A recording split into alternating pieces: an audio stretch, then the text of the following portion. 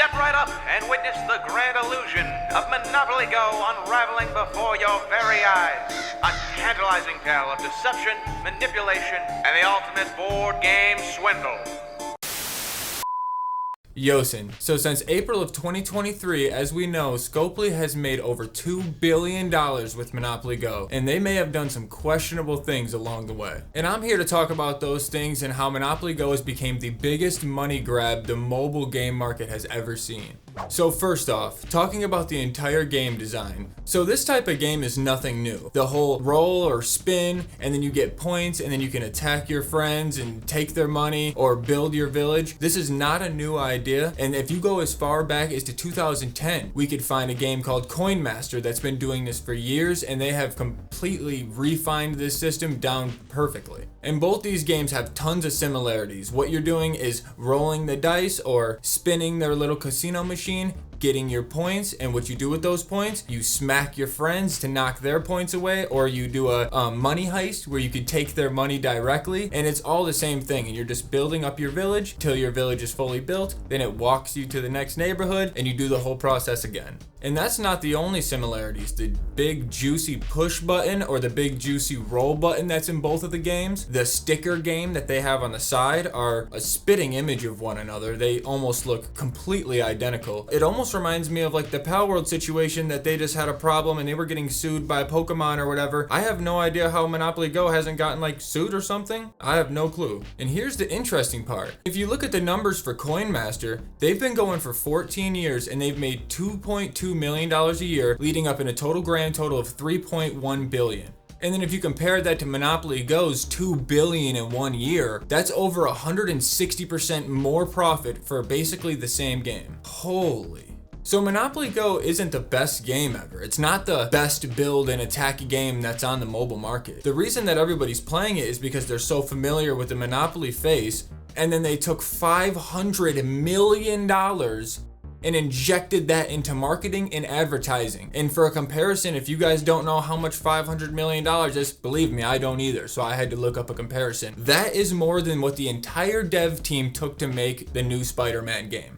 Imagine an entire building of devs working on a game for a whole year and building a masterpiece. It took more money than that. So as you can imagine, it was super easy for Scopely to take an already successful mobile game and just put the Monopoly Man on it, and now everybody's going to be familiar with it and it's going to work regardless. Not to mention that most people, including myself, when I first downloaded it, I didn't look at like what type of a game it was. I thought I was going to be playing Monopoly with my friends, maybe just an actual game of Monopoly. And then after you find out it's not at real Monopoly and you still see it's kind of still a good fun game, so then you just keep playing it anyways. And they know that most people are going to do that. So as the game became more and more massive, it brought in such a giant crowd of people, and that brought in a lot of people that were sinking tons and tons of money into this game. And so all those people eventually got sick and tired of spending money, so they were seeking alternative options and other ways to get ahead. And this is when airplane mode and a bunch of other techniques came out to try to help people do better, generate more cards, so then they can help more people complete more decks, and they started forming communities and trading groups and better ways so you can trade and make sure that everybody's at least hitting their goals. So then Scopely was having massive success. Trajectory was completely to the roof, and they noticed one little tiny, we didn't make $1 bajillion in 2 seconds, what's the problem? And they immediately go into figuring out what the problem was, and they find out about all these different ways that people have been generating more XP and cards within the game. And then later on down the road, Scopely came out with the update, which if you've been playing for a while, you should know what I'm talking about, or I'm sure you do know what I'm talking about. It's the update that happened months and months ago where they made everything completely predetermined, down to your rolls, down to every single tile you land on, making it to where every single card you get was all predetermined. Basically every single factor in the game was predetermined, and there was no randomness to it anymore after that update. So if you think about it, like after that update, you have better luck at a casino. Like before the update happened, you could roll the dice and any random thing could happen, like a casino. After that update and them taking the randomness away, you have more luck at a casino, actually, because the casino isn't perfectly planning the next number, it's actually just giving you a randomness, a random generated number. Well, Monopoly Go took all that away. So instead of punishing people that were doing different strategies like airplane mode and other things to get more cards and basically cheat, myself included. They just punished everybody. Changing the rolling system and making it equally as hard for everybody when there's a small portion of people that completely get perfect rolls all the time, you just keep punishing everybody by making the game harder, because the people that aren't trying to find a sneaky little way around things, they're just keep getting hit, and the game just keeps getting harder, and you get less and less prizes, and because they're trying to combat these guys at the top end.